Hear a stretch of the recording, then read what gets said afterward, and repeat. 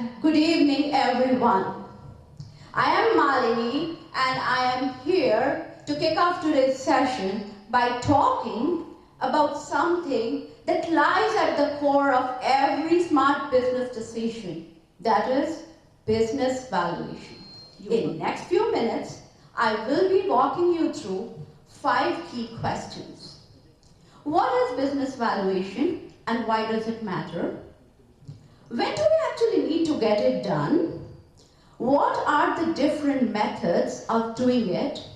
What are some real-world examples? And last but not least, how we at SAI CPA Services can get you done this the right way. So let's dive in. What is business valuation? It is, in simple terms, the measurement of the economic value of a business based upon assets, earnings, future potential, and market position. Now that we understood what it means, it's time to understand why does it matter. Let's take an example. Imagine you are running a neighborhood bakery. You started it small, just you and a couple of helpers. Today, you are already a local sensation, and someone offers you $100,000 for 1/3 of your business. I know it sounds flattering, and you are already excited about the deal. But here is the key question. What is the true worth of your business? And is it really $300,000? Now that you don't know the actual value of your business, you are left to make a guess. And there are only 2 possible outcomes. If you accept blindly, you are going to regret later that you gave away too much. And if you reject, you might regret later that you missed upon a great opportunity. And that's why I say it's important to know the true value of your business, because this value is not just any number. It is the figure that gives you the power to make improved decisions. It gives you the clarity, confidence, and direction to lead your business better. And so I say, value gives you power. Know your power to grow your power. Now let's try to find out, when do we actually need to get this done? Many of you can think that this is required only at the time of making important business decisions, like selling your business, bringing in a new partner, applying for bank loan, handling some legal or tax compliance, settling some legal dispute, or planning your estate. But the truth is, this is not limited to just these big events. It is not a one-time affair. It needs to be done regularly. Why? Because it's your business's report card.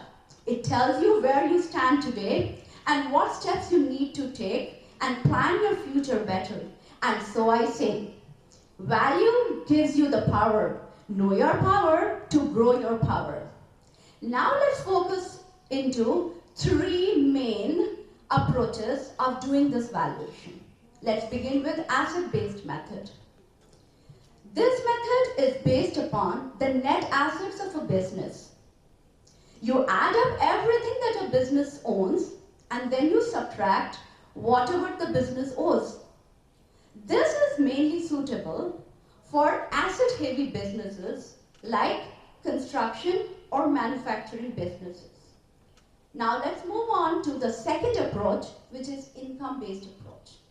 This is based upon the future earning capacity of a business and what is its true worth today. Let's take an example of a local business which is generating $100,000 of net profits each year. Now we use a capitalization rate. That is, let's say 20%. Capitalization rate is nothing but the expected rate of business, expected rate of return, which includes business risk, inflation rate, and cost of capital. So we have our $100,000 as net annual profits, divided by the capitalization rate of 20%, which gives us $500,000 as the value of the business under this method. This method is suitable for stable profit generating businesses. Now let's move on to the third approach, which is the market-based approach. This approach is based upon market comparables. I'm sure all of you must have visited Zillow or any other realtor website just to find out the prices of your neighborhood houses at what they are selling. This approach uses the same logic to the businesses. If similar businesses like yours are selling for 4 times of their earnings, you can use that multiple to calculate the value of your business under this method. It is important to note, there is no one method that applies in all cases. It's often a blend of different methods based upon industry, the risk involved, and the size of the business. Now let's move into to see some real-world examples how big companies, they used business valuation to their advantage. Let's take the example of Facebook acquiring Instagram for $1 billion. At the time of acquisition, Instagram was in business only for 2 years. It had 0 revenue and just 13 employees. Many people thought it was overpriced.